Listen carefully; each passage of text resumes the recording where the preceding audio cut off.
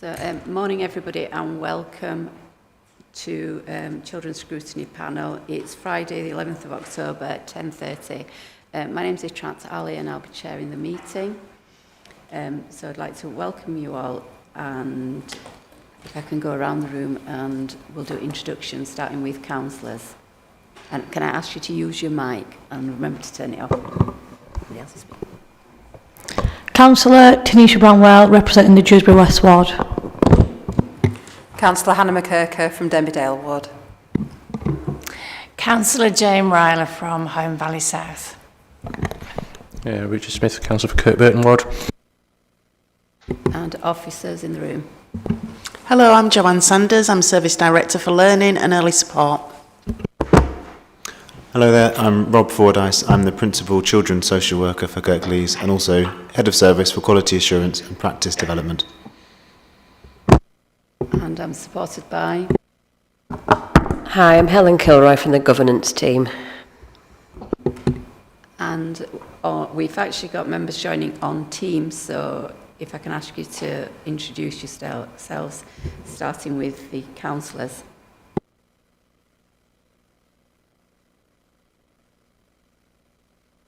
Hi, I'm Councillor Robinson for the Linley Ward. Good morning, I'm Viv Kendrick. I'm a Cabinet Member for Children's Services. Morning, I'm Vicky Metheringham, Service Director for Family Support and Child Protection at Kirklees Council. Yep, that's everybody, so thank you. So without further ado, we'll move on to first item on the agenda. Apologies, we don't have any apologies. In fact, we've got full house of panel members. Agenda item number 2, minutes of the previous meeting. So the last meeting on the 30th of August, has everybody had an opportunity to look at those minutes? Any comments? Have we got somebody to approve them? Yes, Smith. Does anybody second them? Councillor Bramwell. So approve those minutes. Item number 3, declaration of interests. Any declaration of interests? No? Just a reminder that the meeting is held in public, and most agenda items will take place in public. Item number 5, deputations and petitions. So no deputations or petitions received. We'll whiz through these. Item number 6, public question time. Again, no questions received. So we move on to item number 7 on the agenda, the Quality Assurance Annual Report. So reference pages 9 to 14. So I'll hand over to Vicky and Robert to go through the report. So hand over to Robert first of all. Thank you. Yes, so you've all obviously seen the report, so I won't read it out in its full detail, but what I thought might be useful is if I just start with explaining how we undertake our quality assurance work in children's social care. So basically, how do we know what we're good at and how do we know the areas we need to get better at? So we have a number of different strands. One of the main strands is what we call our learning conversations. So that is a conversation between a manager and a practitioner, looking at a single child's file to understand the quality of the work within that file. We match up managers who don't have line management responsibility for that practitioner to make sure we get a really independent eye on the quality of that work. And that conversation is written down on a standard form which we could then analyse. So we collate it on every month we bring all those learning conversations together, and I look at the data from them, both the qualitative and quantitative data, to work out what we're doing well at and maybe what we need to improve on. Then alongside that we have our practice learning days. So that's where a team or an area will get together and have a deep dive into one area of practice. So they might look at, for example, the quality of their work addressing domestic abuse, and there'll be an element of peer auditing where they'll look at each other's files and comment on the quality of that work, and also a learning element where they'll look at how we could get better at those issues as well. Alongside that, we also do specific deep dive audits. So if we notice something coming out of a learning conversation, a theme, then we may, as a group of managers, look into that theme. So for example, I mentioned life story work in the report. So that's an area we thought we could be better at. So we did a bit of a deep dive. Let's look at 30 children's files and look at the quality of the life story work on there. And if there's any areas of learning, then put a plan in place to address them as well. So in terms of what it's telling us, as you can see from the report, in terms of engagement, it's an improving picture over the course of the 12 months. So, well, going back to December, we felt that the audits were telling us that our quality of our engagement was good in about 50% of the files we're looking at, and it's gone up to 88%. And the reason that's happened, I believe, is because when we noticed an area of need, so we noticed in December that 50% showing good engagement isn't good enough. We need to help our practitioners get better at that. So we gave them some advice, we gave some training sessions, some team development sessions, and what we realised from those conversations was that engagement was good, but we weren't actually very good at evidencing it on the child's file. So during a visit, for example, there was some really good quality work being undertaken, but practitioners weren't as good at actually recording that on the child's file, and so that's the area we focused on. What we have noticed in all these areas, you'll see, is that some teams are doing better than other teams in certain areas.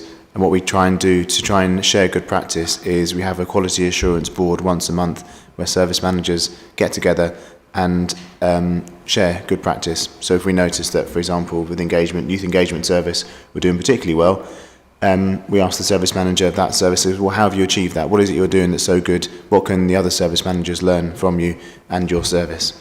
So that helps sort of, pollinate good ideas across the different teams. Management oversight and supervision. This has been a long-standing area of development for us, and our previous Ofsted reports noticed that this was something that needed to improve as well. And you'll see from the start of this time frame, we're looking at 38% of children's files showed supervision taking place, and it's going up to 65%, which is good. We've tried to tackle this by introducing training for managers. We did a survey of all managers and practitioners to see what the areas of learning were and where people felt their strengths were, and we developed a training course to help address that. And we're asking all managers to attend this course throughout 2024 and into 2025. So we're hoping that we're going to continue to see some improvement there as well. Partnership working, you'll notice there's been a dip. So when we looked at this in December, but 81% of children's files were shown as having good partnership working, and it's going down to 61% in August. So that's a bit of a worry, a bit of a head scratcher for us, and it is something we need to work on. What we're not sure at this stage is it because partnership working isn't as good as it was, or is it actually that our auditors are actually doing a better job of identifying what good partnership working looks like? So since introducing the learning conversations last year, we've developed lots of training for those completing the learning conversations. And my suspicion at this stage is we're having a more nuanced look at what good partnership working looks like. Because on one hand, you could say partnership working is, well, school and health attended that meeting, so that's good partnership working. But actually, what we really want to see is, well, what did they contribute to that meeting? And when there's a child and a child protection plan, are the actions shared across all the members of that meeting, not just all going to the social worker? So, but that's an area for us to look into in the future. Assessments and planning. So it's a bit of a mixed picture. So the good news is that 80% of assessments that were reviewed were addressing the risks in August. So that's good. But in some teams, it's better than others. So for the Youth Engagement Service, again, they felt to be consistently good. And the children looked after services and care leavers possibly could be doing better. So one of the things we're trying to do to help address that is look at use of language. So how do we actually write about children? So when writing an assessment, what are the words we're using? How are we describing the concerns we're seeing, and how are we describing the strengths? So that's a really big focus for us over the next 12 months, which will accumulate in our annual social care conference in March to coincide with World Social Work Day, which will have the focus on use of language and why it's important to get this right, the way we write about children and the way we speak about children. As you'll see throughout the report, there's some quotes from families that we've spoken to. So as part of the learning conversations, we make all efforts to try and contact parents, carers and children to get their views on the quality of the social work they experience. And what we're finding on the whole is it's really positive stuff. I'd say at least 80% of comments are positive comments where people are feeding back that they felt that they've had a good experience from their social worker or their social care practitioner, and it's helping move things forward for their family.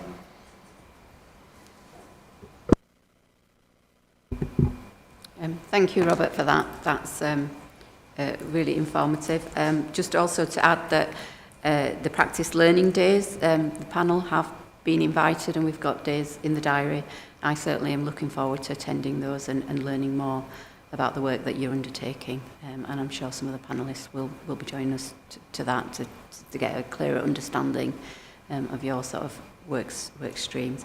So does Vicky want to come in with anything further on that? I don't think so. I think Rob summarised that nicely. Just to say that we have got a plethora of kind of auditing activities planned for the next 12 months, and we're trying to ensure that when we have practice learning days that they're facilitated, because we've identified some emerging learning through our learning conversations. It's incredibly difficult to achieve as many learning conversations as we want because of the competing demands on our managers' time, but we continue to remain committed to ensuring that they are completed. Thank you, Vicky. Before I move on to questions and comments from the panellists, I just wanted to clarify regarding the seconding of the minutes earlier. So just to confirm that the minutes were seconded by Councillor Riley as well as Councillor Bramwell, but since Councillor Bramwell had sent apologies for the meeting last time, just to confirm that Councillor Riley also seconded the minutes, so we're good on that front. So from a public's perspective, just to clarify. So moving on over to the panellists, any questions following Rob's presentation? Councillor McKirchy. Thank you for that summary. It was really useful. I just had a quick question about those learning conversations. It sounded like a really useful tool. I appreciate the time pressures that Vicky mentioned, but I'm glad that it's something that's being used and hopefully will continue to be. I just wondered how you pair up the managers and the staff. I know you said that it's very deliberately not a line manager having those conversations. Are you looking for trying to pair people to promote best practice, or are you simply trying to make sure that it is somebody unconnected who's having that conversation and sort of bringing fresh eyes to it? Yeah, it's done completely randomly. So our data and insight team do the matching for us. So just make sure that there's no match for someone who managed. Yeah, they're not matched with someone they manage. So the idea is that each month you have a completely different service you might be looking at, and that way we hopefully share good practice across all teams. So the idea is that in that individual conversation, an assessment intervention manager might go to the youth engagement service and as part of the conversation say, God, I love the way you write about children in your files. I'm going to take that back to my team. Or they may say, you know what, in my team we write our assessments in this way, which we find is really helpful. So you might want to think about doing that with your assessment. So the learning goes both ways.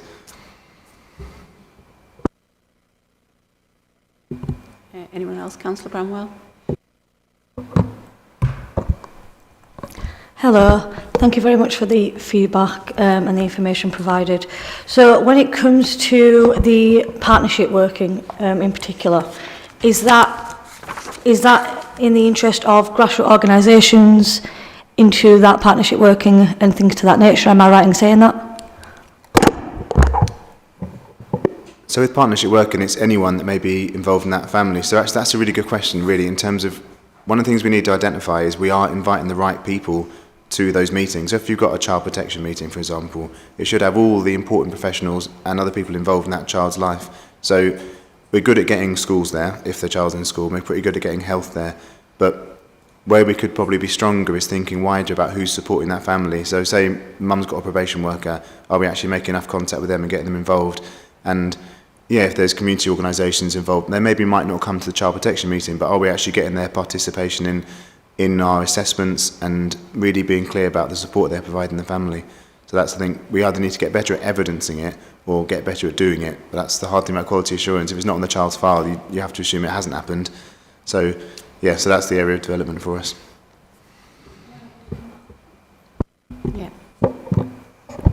No, so I think that's a fantastic approach in doing so. So when it comes to the engagement of young people, one thing that I found is grassroots organisations are actually, when it comes to early intervention and preventive measures, it's actually the grassroots organisations that are there on a grassroots level. So I think not to have them a part of this strategy and this concept would be a duplication of work and time. So I think it's really, really important to recognise. So that's great. The other thing that I want to ask is the approach to young people and the concept that you're building and how you engage with young people in particular. And you spoke about the language that you guys use. Obviously from a professional level, the lingo that's used in a professional capacity is terrifying to the public sometimes, and especially a young person. So are you bringing young people into that concept in building that? Are you bringing them into that conversation on how they would like to be approached? Because it would be, you know, much quicker concept to be built if you bring a young person in and ask, how would you like us to approach you and in what language and in what context? Definitely, that's a really key strand of our working group around use of language. So we're going to be using the Children in Care Council, the Care Leavers Forum and the Our Voice team as well, because the stage right now is identifying all the jargon in our assessments. So like the templates have jargon on them, let alone the words we choose to put on the templates. So we're doing that scoping exercise now, and we're going to share these words with children and young people and parents and say, what do these words mean to you? And the likelihood is a lot of people won't know what half the words mean. You know, for example, one of our assessments, it just says CNF assessment at the top. No one knows what CNF means unless you're writing child and family assessments all the time. And one of the big moves is to get rid of all acronyms wherever possible, or if we have to use them, to really explain at the first part of the document what like the acronyms mean, which you'll see I put the acronym checker on there just because when I was writing this report, I was just typing away because I know what these acronyms mean. And I thought, actually, no one outside of the world of social care is going to really understand. So, and there's also confusing acronyms like DV, for example. In social care, we generally mean domestic violence. Health mean diarrhea and vomiting. So two completely different things. It's the same two letters, isn't it? So vital we get this right. So yes, we are involving children and young people wherever possible. And what we'd really like to do is get some quotes from children and young people who have read their own files about what that was like. So when we're looking at the training we're going to be delivering to practitioners, if we can have those sound bites from people, it's just so impactful. Thank you, Rob. That's really good. Councillor Riley. Thank you for the report. I thought that was very interesting. Largely just a couple of comments, really. Firstly, about the acronyms, because I struggle with acronyms. And when I was reading through this, I was continuously flipping backwards and forwards to try and remember what those were. But I also think it sounds really good, the work that you're doing within the department and matching up people in different areas and different groups so that overall everybody has a good understanding of what other people are doing. So it sounded really interesting, all the work that you were doing. Thank you. Thank you. Any more?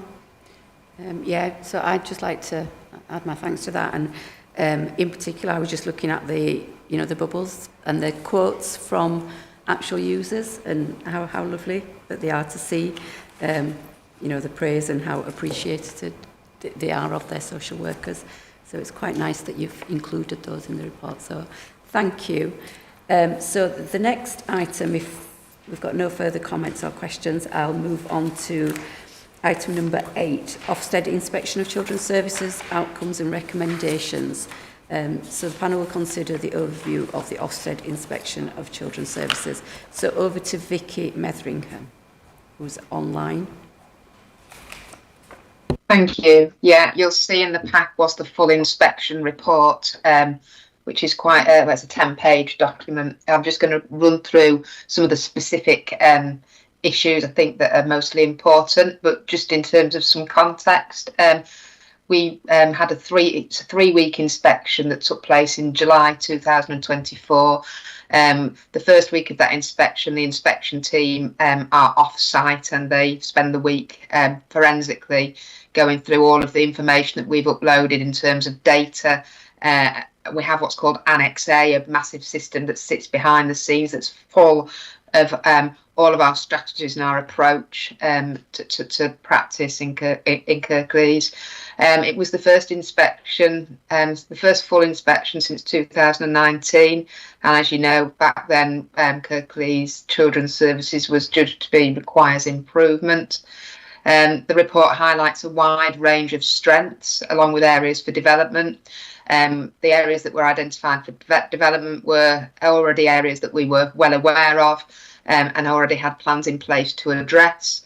That was really reassuring both for ourselves and the inspection team.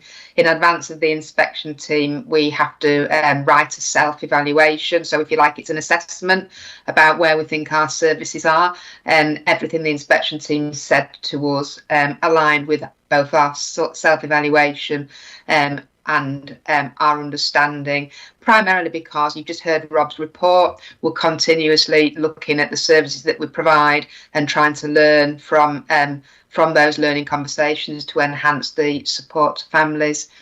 The Ofsted team described the leadership team as established and confident, and they identified that we've got committed staff and that we were supported through strong corporate and political support, which fundamentally had driven the improvement, and that there was a range of effective bespoke services that are meeting local need and making a tangible difference to children's experiences.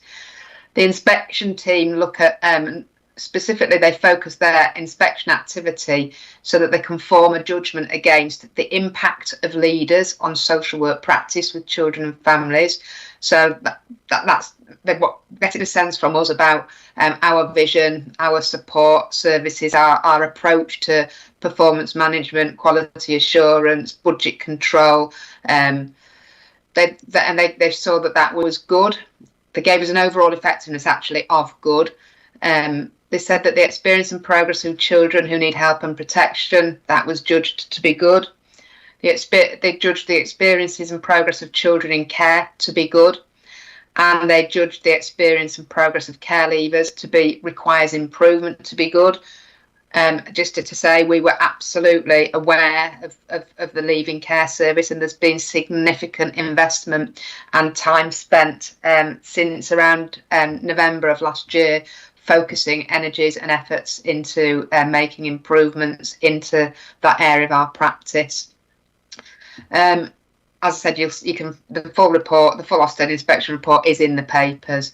So just in terms of what they said we'd done well, and it's a summary really, they said that social workers carefully consider children's experiences and history, and that they see children quickly and listen carefully to their views. They said that there's a strong emphasis on helping children to remain safely within their family network where possible, and that this is the ethos and aspiration of leaders and is shared throughout the workforce. They said that children at risk of exploitation benefit from a strong multi-agency response, which helps to reduce the risk to children. They said that disabled children receive a range of effective services and comprehensive packages of support, and that there's a range of effective bespoke services meeting local need. They specifically made reference to the virtual school and said that they ensure there's a clear focus on the academic and developmental needs of children. They said that social workers know their children and families well, undertaking sensitive direct work to help children understand their world. They saw children living in stable foster placements, meeting their needs. They talked about young people who are care leavers, and those care leavers spoke with genuine warmth and affection about their relationships that they have with their personal advisors. They said there's a strong offer to newly qualified social workers, that staff morale is high, that staff feel valued at every level, and that they like working in Kirklees, and that the culture created by leaders has ensured that the workforce of skilled practitioners who are highly committed to children in Kirklees, many of whom have chosen to remain working for Kirklees for long durations. They gave us 3 areas for improvement, and we were very well cited on this. So they said that more needs to be done in terms of the availability and choice of homes for children and care leavers. They said that the quality of written records, plans and minutes for the minority of children in care and care leavers where these documents are weak, and the effectiveness of practice with every child who's experiencing harm from neglect and or domestic abuse. And then I just wanted to say that we also, the National Director for Regulation and Social Care, Yvette Stanley, wrote to our Director of Children's Services immediately after the inspection report was published, writing to personally congratulate you on the outcome of your recent inspection, which saw Kirklees move out of the requires improvement rating to an overall effectiveness of good, recognising the significance of the achievement and one that they wanted to acknowledge with us. They said that this outcome is testament to the hard work and tenacity of the leadership team, both past and present, managers and frontline staff, and the wider council and your safeguarding partners, and that it was particularly pleasing to read that we'd got an established and confident leadership team with committed staff and strong corporate and political support. She said it was an absolute pleasure to read your report, and I know that you'll already be concentrating on the next stage of your improvement journey. Please pass on my congratulations to all Kirklees staff. Just in terms of what we'll do to improve our services to care leavers, we have relaunched the Kirklees parenting strategy, and the Care Leavers Forum have co-authored and are now co-delivering our Kirklees parenting training to support this. We already knew that some of our care leavers were living in unsuitable temporary housing arrangements, and suitable accommodation continues to be a pressure within our authority. It's also a key priority within the Kirklees parenting strategy, and we're working very hard to establish a broader collaboration with social housing providers.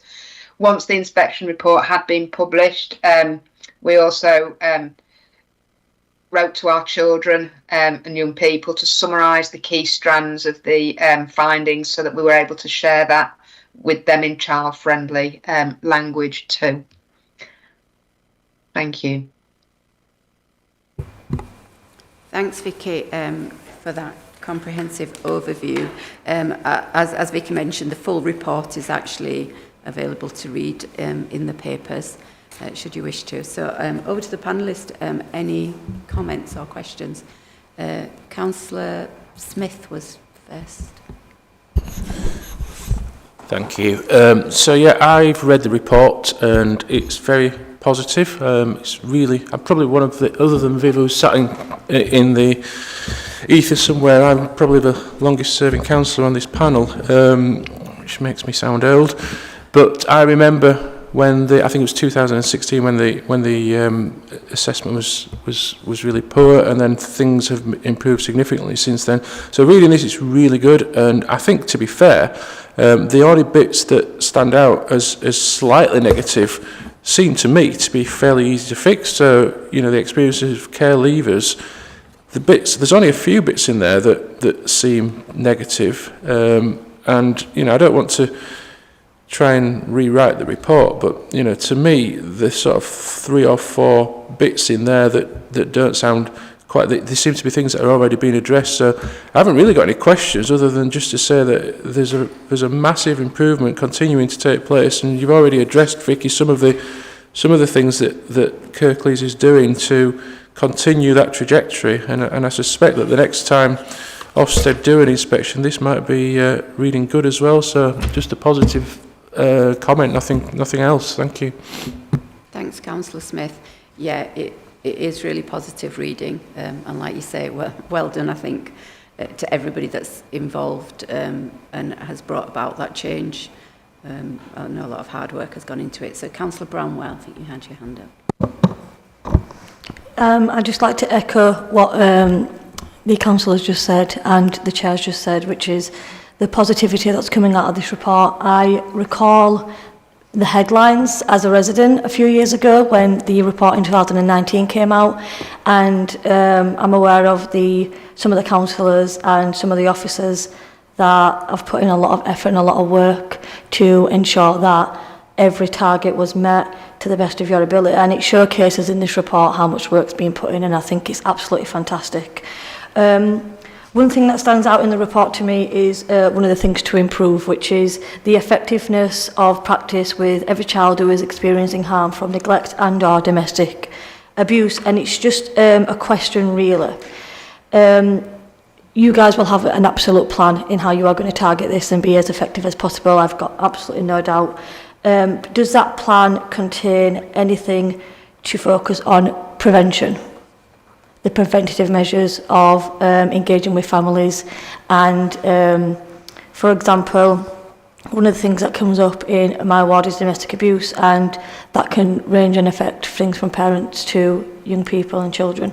So one of the things that I'm asking is, are we working, or is the council's plan to work on the preventative measures of educating healthy relationships and our organisations to reach out to, and things of that nature on a local and grassroots level? Thank you. Yeah, there is a plan that sits behind all of the inspection findings. Just before I go on, every day we had a keeping in touch meeting with Ofsted, so the report only highlights just a few issues. Actually, there's a number of points that were raised during the 10 days that they were on site that now inform a very clear plan that myself and heads of service are already working with, very much focused on prevention and early intervention. It's a key strand. It's our vision is to ensure that all families receive timely support by practitioners that they know very well. Domestic violence is a key issue in Kirklees. I was in a meeting conversation yesterday. We are looking at investing some more time through employing another 2 domestic violence coordinators to build on the current 2, as well as looking to establish a perpetrator scheme so that we can actually ensure that we're engaging with perpetrators as soon as possible to avoid escalation to statutory services.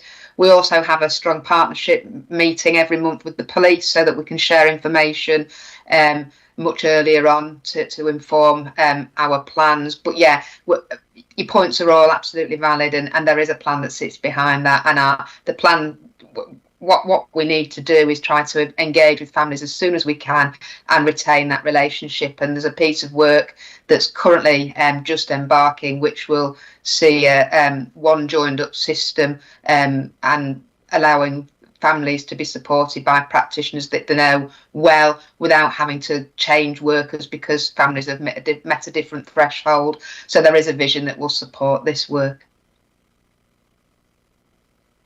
Thank you, Vicky. Councillor Riley.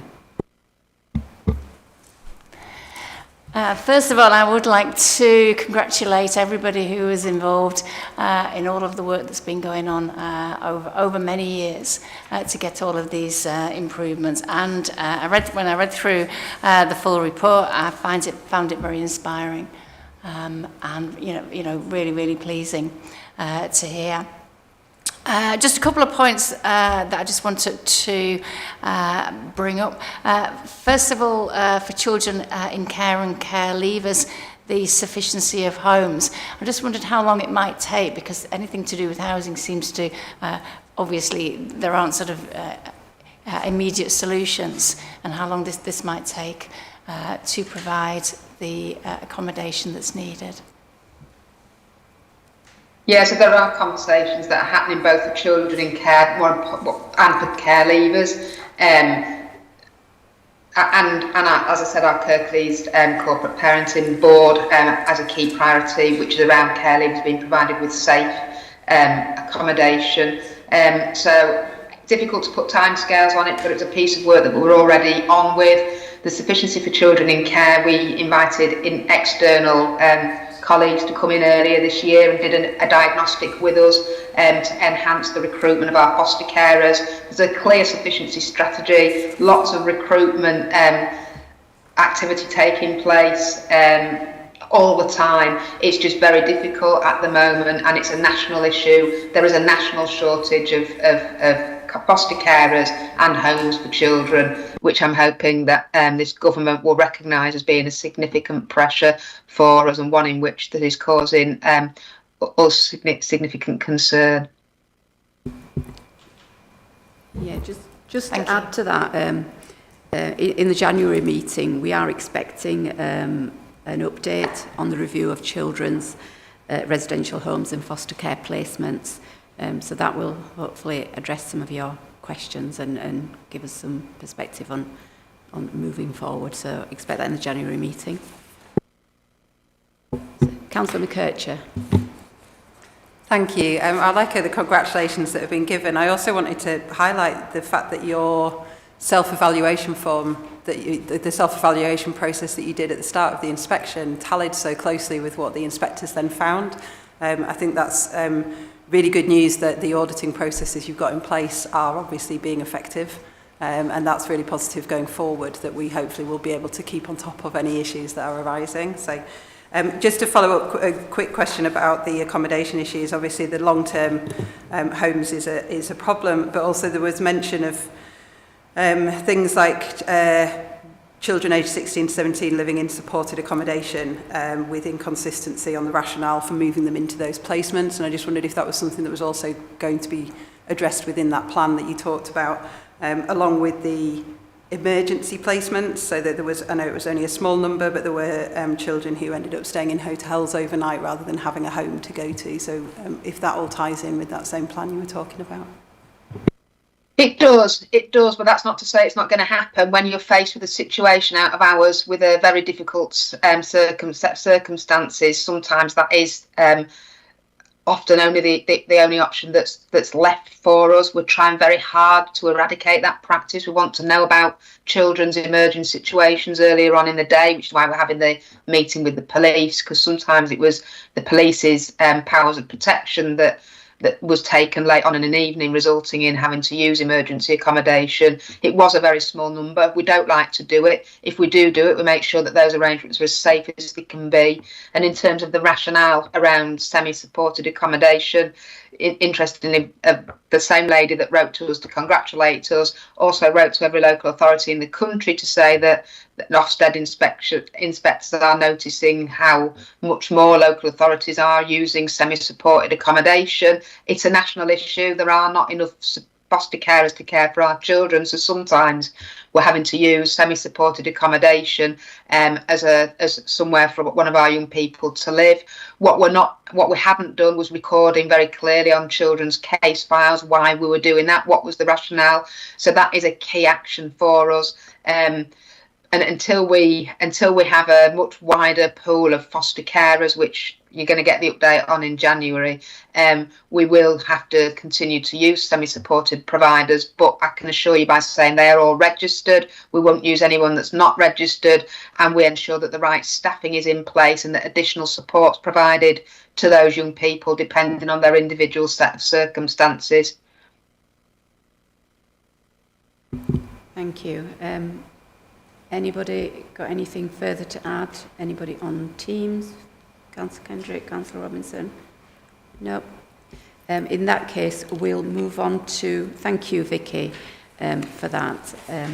And in that case, we'll move on to the next item on the agenda, item number 9, performance data for children's services. So we'll get a verbal update on the highlights from Joanne Saunders. Thank you. Thank you, Chair.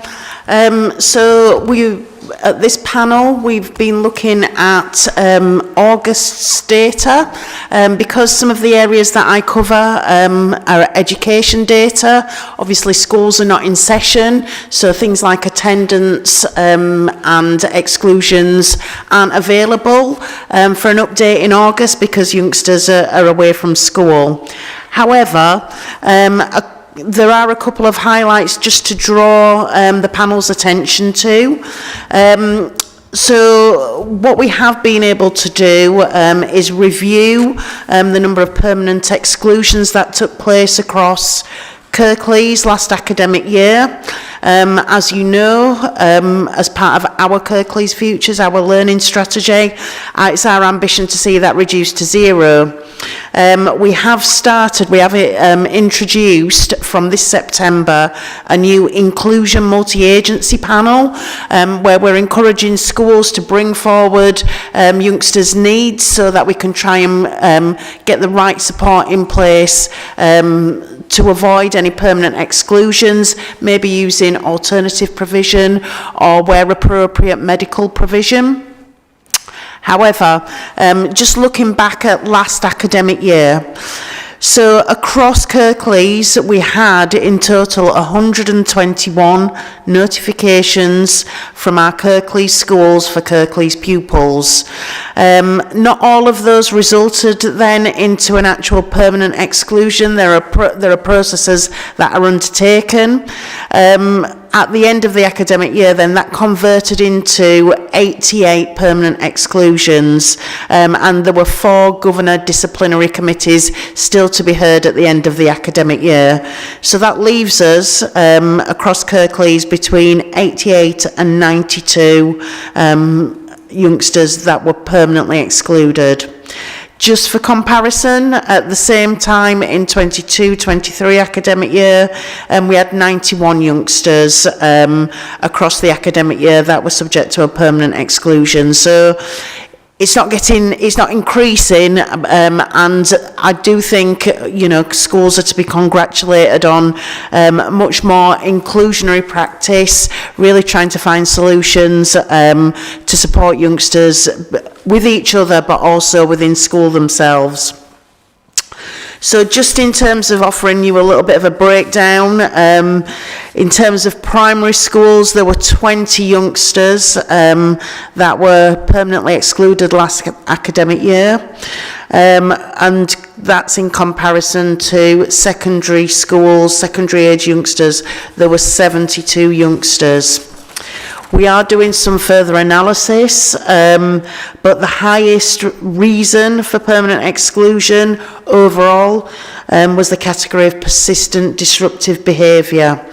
And early analysis shows that it's boys that are more likely to be permanently excluded and are represented in those figures.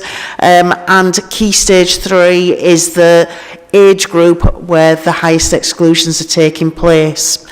So what we are trying to do is work really collaboratively with the school system to see what opportunities we have to wrap support around to avoid permanent exclusions. So that's a summary on exclusions. I just offer an update about education, health and care plans.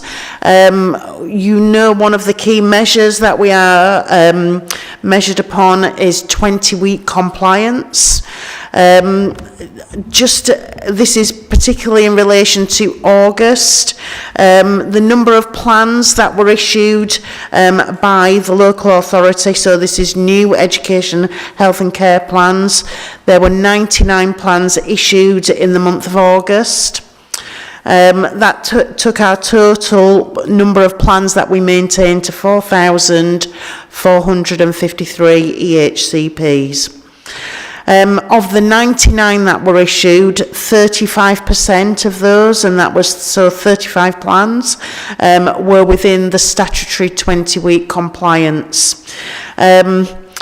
We do know that we have a number that are outside statutory compliance, but what that indicates is that we are working both to issue new plans, but also working to the ones that are outside of statutory compliance. And we are making some significant inroads into making sure that we are back on track. Where that leaves our compliance for the year to date is at 25%. This is an improvement on the SEN2 return data which is taken at the end of the year. Average percentage of compliance across England from that SEN2 data at the end of 2023 was 50%. So we are on an improvement trajectory. It's not where we want to be, but we are trying to balance not just compliance, but quality as well. So we want to get those plans of a high quality. And there's a significant activity being undertaken across the partnership, so this is not just local authority, it's across our partnership as well. Probably leave it there.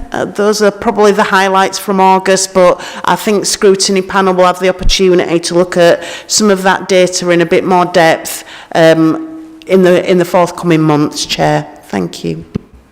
Yeah, thank you, Jo. Really good to see or hear of the highlights. And as you say, it's something that as panellists we'll have the opportunity to look at in more depth in the future. Any comments or questions? Councillor Riley. I used my button, but don't worry. Thank you. I was wondering what happens to those young people who are excluded. What sort of follow-up and what options do those young people then have? Thank you. So when youngsters are permanently excluded, the local authority has a statutory duty from day 6 of that exclusion to make an offer of education. We have a really robust arrangement that we have commissioned. So our day 6 provision is currently delivered by Delta Multi-Academy Trust. And the emphasis absolutely is understanding the needs of those youngsters and turning them back round into wherever possible mainstream education, and that is done through a fair access panel arrangement. In some instances, some additional work does need to be done with that youngster, trying to understand the reasons for those exclusions, but it's really important that we get the right wraparound support in place so that they can move on to full-time education as soon as it is practicable. Thank you, Jo. Can I just how successful is that process? I think that's really quite hard to measure just in terms of the question. So part of the reason we're undertaking some additional work at the moment, exactly that. I suppose one of the measures is, have youngsters settled back into provision? Are they being excluded again? So just last year, one of the measures of those excluded, only 2 of those youngsters have been excluded twice. So I suppose as a measure, for most we are getting the right pathway for that youngster, and I think that is every effort is made to work with the family, make sure it's a reasonable offer. Some youngsters, the destination is not necessarily mainstream school, it may well be some longer term alternative provision, but it's about finding the right pathway. And in some instances, specialist provision is needed. So it's very pupil and family centred. Some of the challenges come in finding enough of the right provision, but that is something, again, we are working on, and sufficiency of provision will bring a report back. I hope that helps to answer. Thanks. Thank you, Jo. Councillor Smith.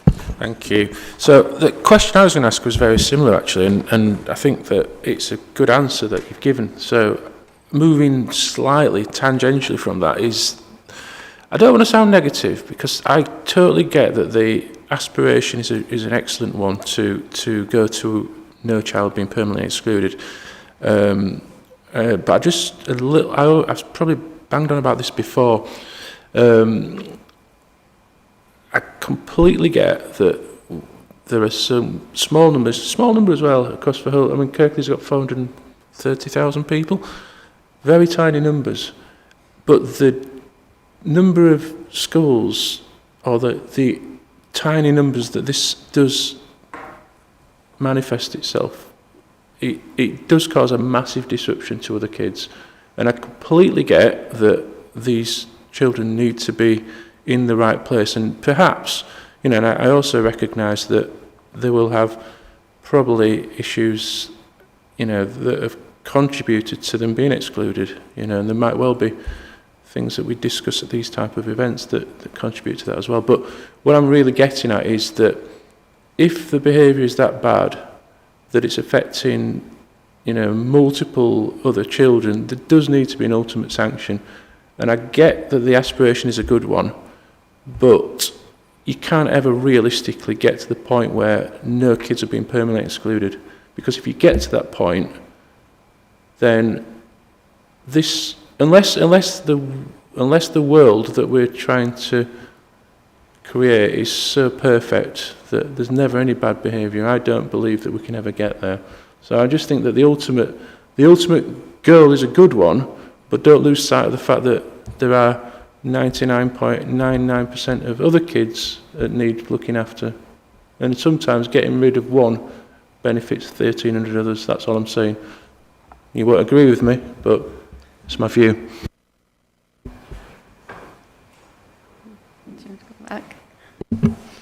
Thank you, Councillor Smith. I think it's one of those things that we had a long debate about with the entire partnership when we were developing our Kirklees futures. And it's really difficult, isn't it? Because having an ambition to have anything other than zero exclusions, well, it sort of says, well, it's okay then to have 5 or 10. I absolutely appreciate, and those debates, I suppose, where we were saying was it's about no youngster being excluded from the appropriate education. So if we can identify, behaviour is a form of communication, and often, we are getting so much more sophisticated about understanding why that is. Some of those conversations, we look back to the early years, what wraparound support. We have to look at all youngsters. I absolutely appreciate that. But if we can identify some of the needs as they emerge, then maybe it's about finding the most appropriate pathway. And, we talk very much, how does it feel as a child? How does it feel as an adult when you're left out of something or excluded? We increase youngsters' vulnerabilities, and there's such a focus. For example, we talked about the virtual school. If you look at the data for the virtual school, actually in guidance it says no child who's looked after should be permanently excluded. We should be meeting as a group of professionals to find the right pathway, because it might just be that there's a mismatch between the provision and what the child's needs are. So I think that's what we're trying to say when the ambition is zero. But you're right, I am going to have that ambition. It should be zero, because together as a system we find the right place for the children, and we have to adapt sometimes curriculum and need around that, and everybody's equally important. So I think it's a fair challenge, and let's see where we get to by 2030. Thank you. No, I think that's a really good answer, and I don't disagree with what you've said at all. So it's appropriateness of it. So yeah, thank you. Thank you. I think Councillor Bramwell had a hand up. Hello. I think it's really, really important, again, to recognise the positives, first of all, and the amount of work that's been done. So, again, fantastic and absolutely well done. I'm going to run through these as quick as I can. The first question that I have is, because your report recognises that most of these young people are causing disruption in the classroom, and that's what, I'm talking about exclusions here, and that's what initially actually delegates them to be excluded permanently. Do you feel the services, the essential services that we've had cut, not only as a local authority, but, government cuts that we've had, everything like that, do you think those cuts to service that would have worked with these types of families and these types of young people have contributed to us seeing these numbers now and in the way that we are seeing them as disruptive and things like that? I think how I'd answer that is it's how we work together as a partnership. I think schools, schools forums happening this morning. I think school funding's really tight at this moment in time. Obviously, lots of funding is related to numbers of youngsters, but I cannot, go into our schools, and every school I go into, I'm absolutely blown away by the wraparound.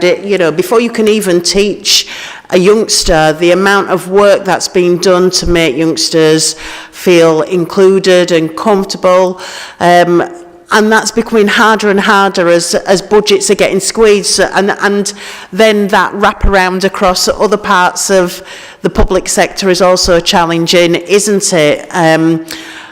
but actually the passion across the partnership is helpful. It's the work that we do early doors. I think there are some huge opportunities, as you know, in the first 5 years of a youngster's life. So, you know, there's that phrase, it takes a village to raise a child, and none more so than, you know, whether it's in a children's nursery, children's centre. I think there's some opportunities moving forward with additional wraparound care and entitlements. But actually, it's that home, school partnership that makes the biggest difference. So it's incredibly challenging, but actually the skills that are in and expectations in our schools, just like say, going to any school, you'll just see some amazing practice. We are, you know, our schools do amazing work, and how we complement that with some of the work that we do in the LA or with health or provision really helps to support that wider family. But we've had a pandemic, we've got cost of living, there are all sorts of vulnerabilities wrapped around our communities. Thank you for that. Yeah, totally agree. You know, it's a partnership working and so many different agencies, groups that will contribute overall.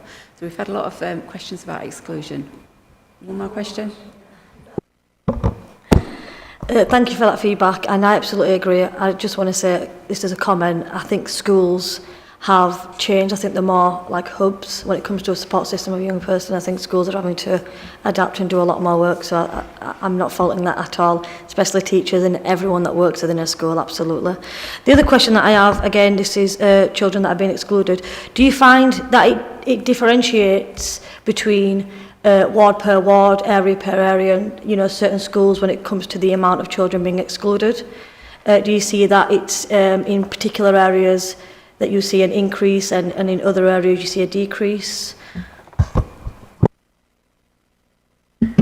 We do sort of ward analysis because, so yes, but like you say, statistically they're very small numbers of youngsters, aren't they? When you think we've got 26 secondary schools, so you sometimes there can be a particular incident which might mean that the number is higher, but I wouldn't say there was any particular pattern. I think just sometimes it is a particular incident, sometimes it might be related to things like where a school is in terms of leadership, but actually we don't have massive outliers in terms of permanent exclusions in that respect. But it is something that we are constantly reviewing, and we want to share that with the system, because actually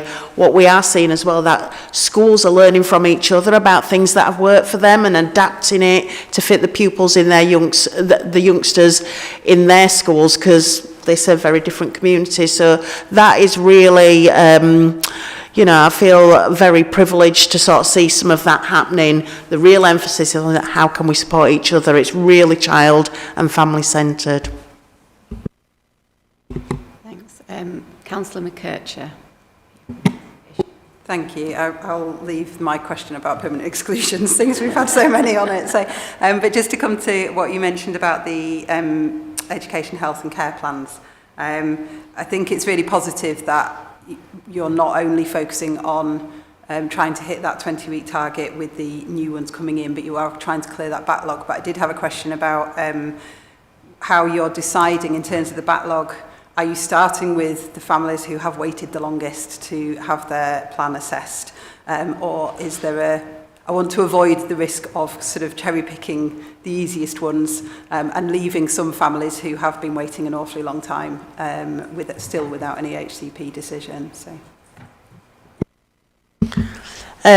We are trying to be fair and equitable. The only prioritisation we may look at is any children that are looked after. But other than that, absolutely, it's been that real dilemma. But we are twin tracking at the moment, whereby which We are looking at those that have been waiting the longest. We're looking at each stage of those, because it's not just one thing, it's not just sat in a queue. Some things are about waiting for advices from particular professionals. There might be waiting lists, for example, for speech and language. So we have got such a forensic oversight now at each stage, but we are doing that fair and equitably. It's the fair thing to do, not trying to what might make our figures look better, because that just wouldn't be right. And I think, you know, but that debate was had and dismissed really quickly, because that just wouldn't be appropriate. So I hope that gives some assurance. It does, thank you. I'm going to just sneak in a follow-up that links to the permanent exclusions, but is there any correlation between young people who are waiting on an EHCP and those who are being permanently excluded? Because obviously persistent disruptive behaviour sometimes can be a reflection of unmet need that might potentially be addressed by the EHCP. I didn't know if you had that data. So what we do look at is any analysis about any youngsters that may be at SEN support or otherwise.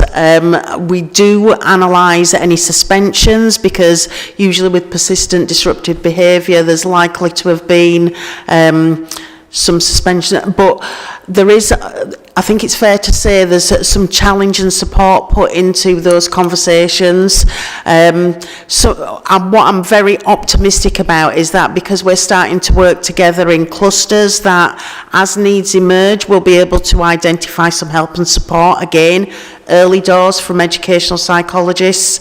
In terms of those who are waiting, it is likely that there'll be some youngsters that are waiting for an education, health and care plan. It's much more about have we got, you know, what does that education, health and care plan, what's the outcome, is the provision correct, or the plan in itself isn't the golden ticket. It is about identifying need and then how we might meet that need. But yes, there is some analysis. We can bring some depth to that alongside suspensions at a future meeting, if that would be helpful. Thanks. Yeah, if there's no further questions, thank you very much, Jo, for taking the questions and for also the update. Very comprehensive. So let's move on to item number... Sorry. Oh, sorry. I forgot all about Vicky Methering. So over to you for your update. Yes, thank you. So I'm Vicky Methering, as I said, Service Director for Family Support and Child Protection, and I have responsibility for services to children from the front door in our youth engagement service, for our assessment and intervention services, children in care and care leavers team. I'm just going to highlight the areas that are working well and some of the areas that we're doing some work to strengthen, and I'll take you through the service areas for ease. So just in terms of the front door, we've seen an increase in the timeliness of contacts being screened in one day, and that's increased to 90%, which means that families are receiving an intervention as soon as a request for support or concerns about children's safeguarding needs is raised. We've seen a reduction in re-referrals in August. That's reduced back to 21%, and that's positive because it means that we are not closing children's cases too soon. And we've just done a deep dive to understand the rise that we saw in previous data about the spike in our re-referrals. The numbers of children on a child protection plan remains stable, and currently was 426. And when it's recognised that a child protection conference needs to take place for a child, it has to take place within 15 working days of the strategy meeting, and that 86% of children's conferences takes place in time in August. We know the reasons why they don't take place, and when when conferences don't happen on time, we always ensure that children have a safety plan that's multi-agency in its nature to make sure that children are safe. in terms of children going missing, we saw a rise in children going missing in August. There were 84 missing episodes, which relates to 56 young people. And every child offered an independent missing interview. 100% of children are offered an independent interview. And in August, 74% of those children that went missing engaged in an independent missing interview, meaning that we're able to offer or get an understanding about that episode and provide strategies to reduce further missing episodes. And in terms of children in care, we had a peak in the numbers of children in care in July, but those numbers reduced again in August and have reduced even further as of today. And the reason that's positive is because we recognise when children need to come into care, but we also make sure that they leave care in a planned and timely way. When children are in care, their health is a priority, and the indicators show us that children's health needs are being met. So you couldn't. Right, it could be someone's knocked on my door. Bear with me 1 sec.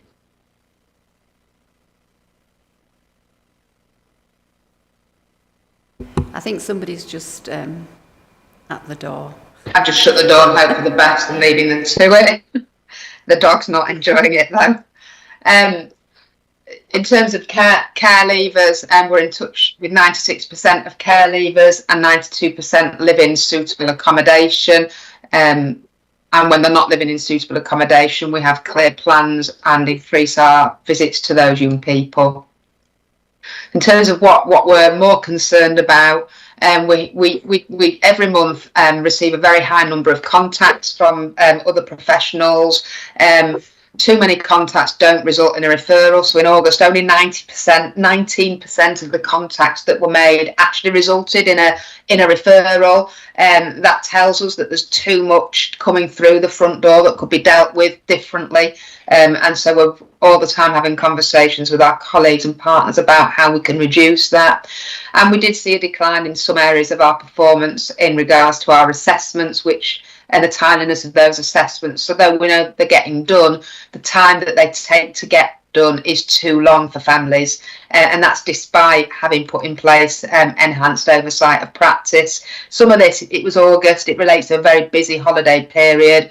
We just had an Ofsted inspection, so staff were taking well-earned time back. But we've got a clear plan behind improvement activity. And we have seen a decline in the number of children that are living in a foster placement. That reduced to 69%, and it's usually at about 74%. And that's something to do with the age of the children, but it's also something to do with not having the right kind of placements for those young people. And we know that the quality of our pathway plans for our care leavers are not written in the language that we'd want them to be written in. So we have introduced a new way of doing those plans with a set of principles which are about working on ensuring that young people are engaged in their plans, that we don't do plans to people, we write them with young people so that they understand and they own those plans. And we're working hard to ensure that our care leavers are provided with the right accommodation at the right time. Thank you. Thank you, Vicky. The dog stopped barking. Thanks, Vicky, and sorry for jumping ahead. Any questions or comments from panellists? Nothing? Anybody online? No? So in that case, just want... Oh, Councillor McKirk. Sorry.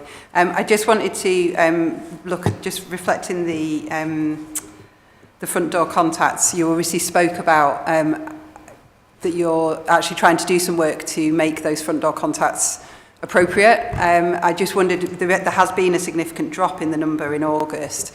How much of that do you think is reflected just in what you said about work, capacity and people on holiday and things like that? How much is it because the schools are off and a lot? I don't know a lot about the front door process, whether a lot of those contacts would come via schools and therefore them being off that month is significant, or could you just explain that figure for me? Thank you.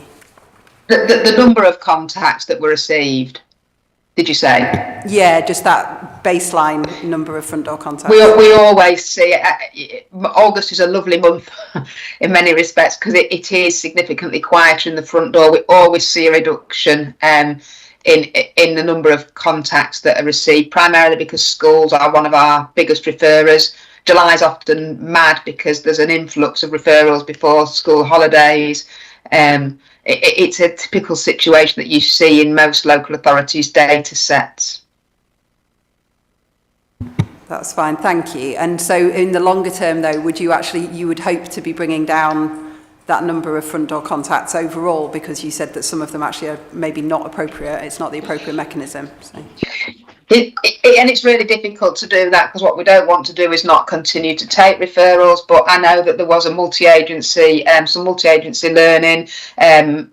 It's probably worth saying every Monday we have what's called a weekly referral and review. So partners come together every Monday in the front door, and the head of service, Charlotte Jackson, chairs that meeting, and we look at a number of referrals that have come through the front door that week to see if we agree or disagree with the outcome of those. And we have seen that we are getting too many referrals from some agencies, so we of course pick up the conversations with them, but it's difficult when somebody's got a worry about a child. Often they don't always discuss it with the person in the agency that they should do before it's escalated to the front door. So yeah, it's an ongoing conversation. We do need to reduce them because 80% of the time spent in the front door is dealing with information that doesn't necessarily need to be in the front door. So we've got no further questions for Vicky. So thank you, Vicky, for that update. It was very comprehensive. Really appreciate it. So moving on to the next item on the agenda, pre-decision scrutiny. So just want to know, is there any cabinet decisions on the horizon that we know of that will affect children's services? Anything from the officers? Anything from you, Councillor Kendrick? No? Nothing that's occurring, Chair. Right, okay, thank you. So we can move on to the next item, which is feedback from panel members on issues considered by the Kirklees Parenting Board. As far as I'm aware, there was no meeting the end of August and since our last meeting. So I've got nothing to update.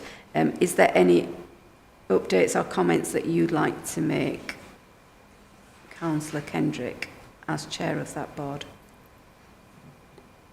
No, you're right, there's nothing further from the board, but certainly the issues and the challenges for our care leaves is something that the parenting board will be focusing on quite a lot in the near future, and that really is a huge focus for us to get that better for our care leavers. That's all really. Thank you, Councillor Kendrick. So, just moving swiftly on. So we move on to item number 12, so the work programme and agenda plan, and just a couple of updates on that plan.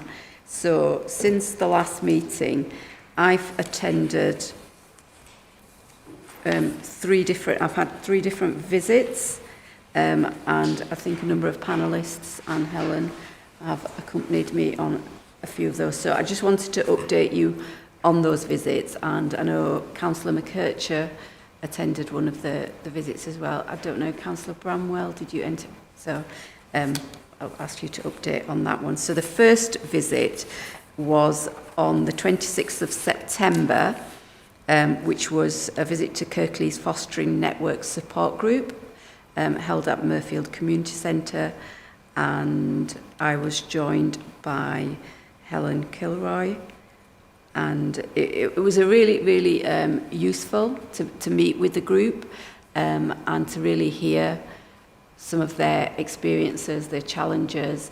They were really open and they really appreciated us coming and learning a bit about what we do, and I think they really appreciated the work that the panel do, and the time that we've taken to reach out to them and understand, you know, what they're trying to do. A really small group, and some of the questions, you know, we had a really good discussion, and some of the questions that I tried to get to the bottom of was, you know, one of the things was around data collection, and finding out what's working well for them and what could be improved really and what they're looking for.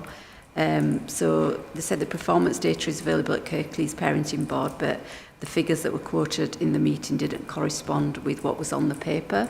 That was one of the big thing. They highlighted a big shortage of foster carers, not just in Kirklees but nationally. Here locally there used to be over 200 foster carers, but now that's dropped quite significantly. It's actually halved, so it's dropped by about half. And they cited like the economic climate as having a massive impact, and families being put into poverty. There's a lot of older children that are needing foster care, and the impact of asylum seeker children coming into the service. And the impact of that around costs and costs of interpreters, etc. So in actual fact, for every meeting, it's costing the council a lot of meeting.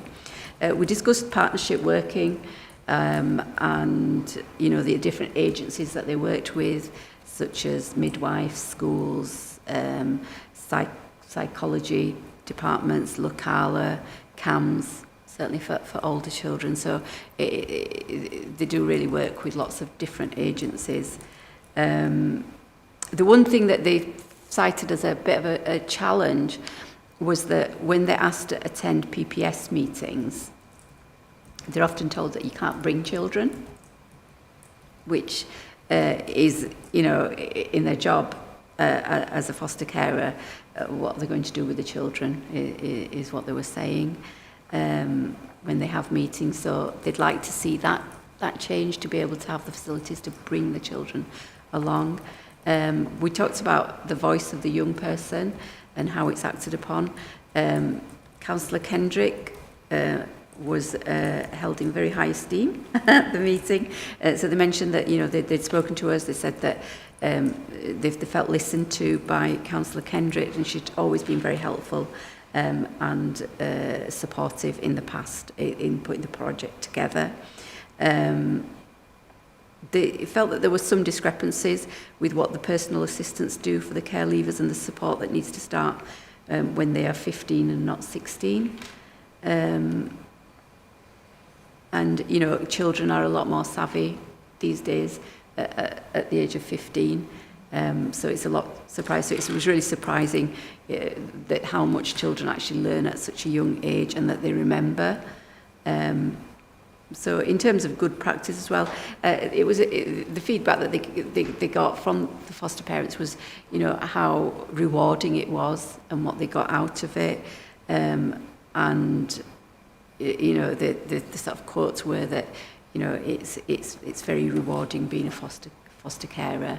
You know, it's something that they take a lot out of it. And as a group, the support that they offered each other, they felt was really important. And you could see that was really evident, wasn't it? So within that group setting, but outside, you could see the relationships that they had, and then the foster children had with each other. They were like one big family. So again, really good to see. So that was that. The second visit that we had was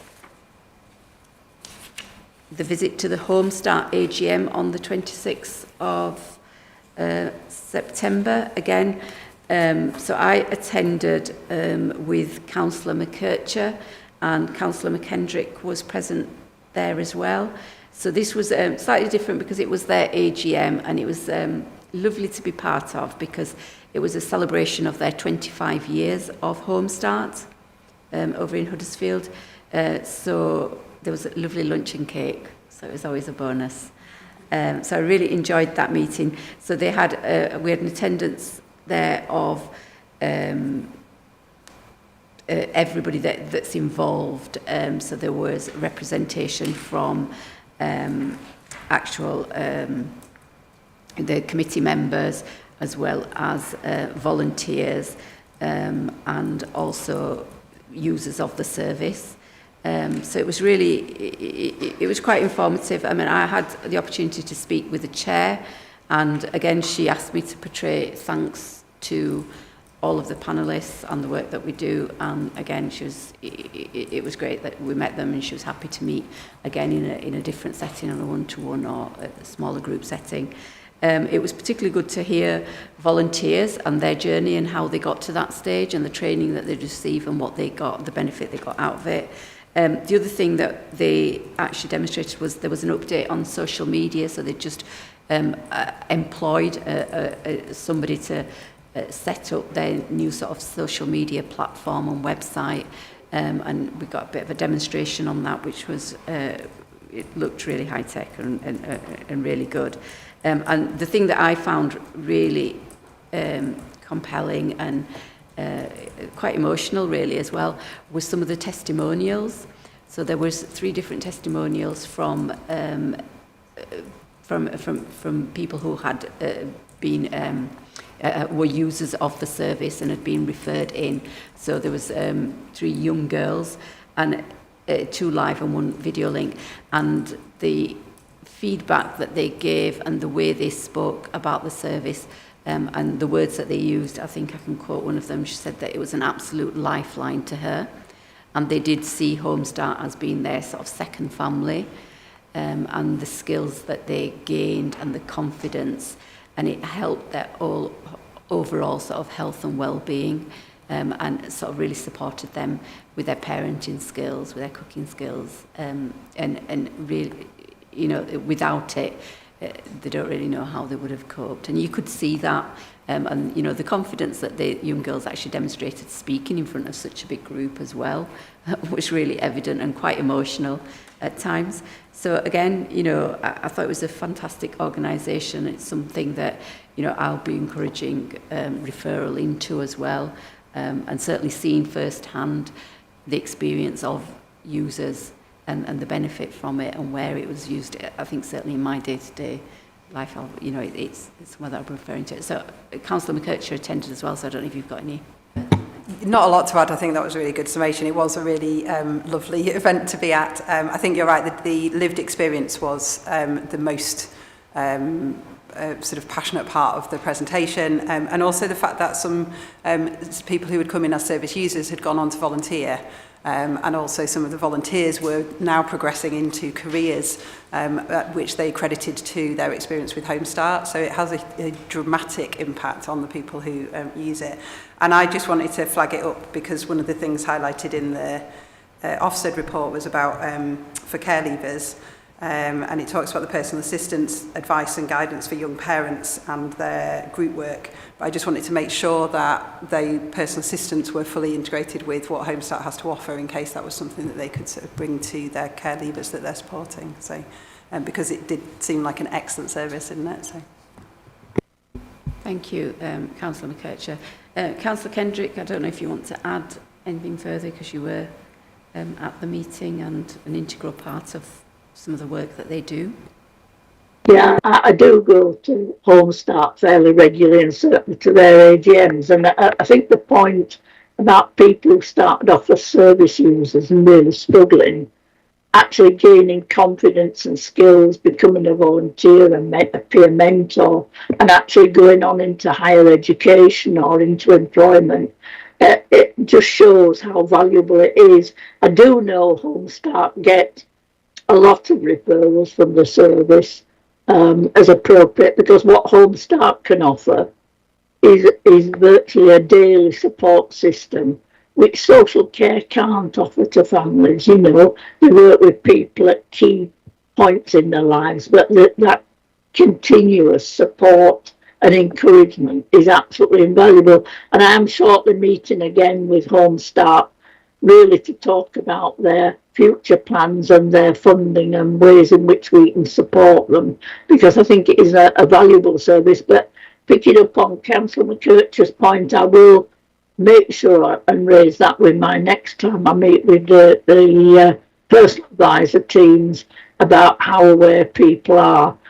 they have to be aware of so many organisations and systems. It's a lot to ask for them, but I would want them to be absolutely clear about Home Start's potential contribution. Thank you, Councillor Kendrick. Yeah, really valuable organisation and doing some fantastic work. So the final visit was on the 3rd of October. It was actually a Teams meeting to send Transformation and Commissioning Group. So it was attended obviously by myself, Helen was on there, as was Joe and Vicky, I think was on there. So we were actually, the panel were invited to attend the meeting to gain a better understanding of the SEND transformation work as part of our work as the panel. And a presentation was carried out which shared reflections on the programme and some of the progress and impact and clusters. So it looked at the why, the approach and the roles really within that. So as I say, I was there as an observer on team, but I found the presentations that were covered really informative. So some of the reflections on progress were things, the meetings with the DFE, written statements of actions, safety, valve, acknowledged challenges, clusters, tasks, finish group. There's a SENDIF policy consultation and cabinet approval. And then Joe updated us and gave further examples of progress. For example, compliance of EHCPs and the much improved working through these, which has been waiting for more than 20 weeks. Culture change by action, there was some great feedback from DFE. And then the impact, so the Healthy Child Programme and the local offer life project search and Kirklees keep in mind. So all of these. And then there was some work around clusters. So, you know, why do we do this? The ambitions for children and families in Kirklees and the opportunities to support each other in better ways. And they put into context some of the local and national context around it, and the viewpoints from other clusters.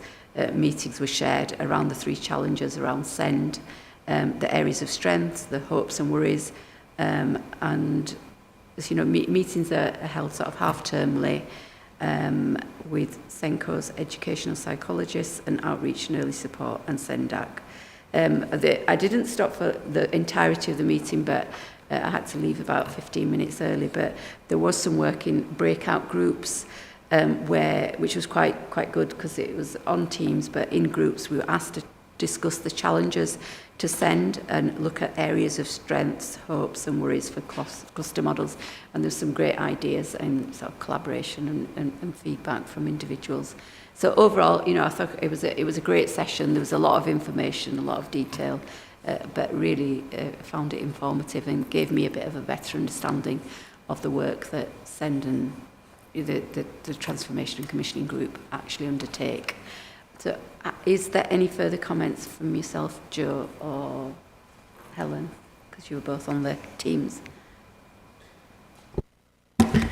Just one thing to say, thank you for coming. The Transformation and Commissioning Group is like a whole range of partners, so the school SENCO's there, there's nursery staff, there's our designated clinical officer, local authority staff, so it's getting the whole system. The SEND system is not just the LA.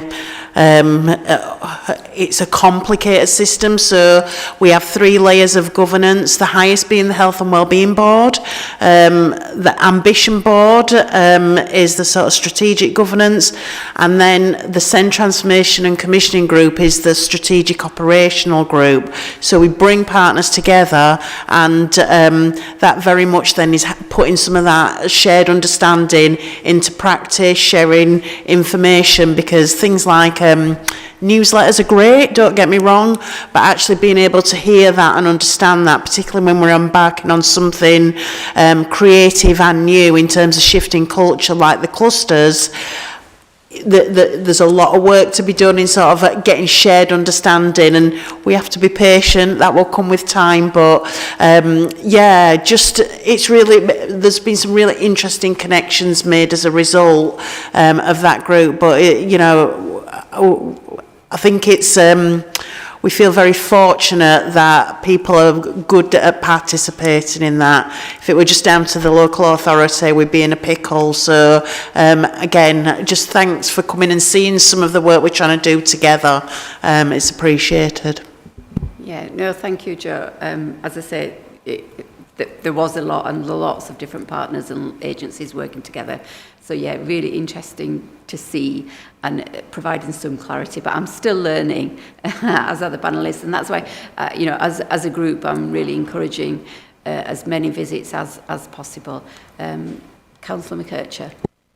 I just wanted to ask whether, because I did do another visit as well, and I didn't know if you wanted a brief summary of that today.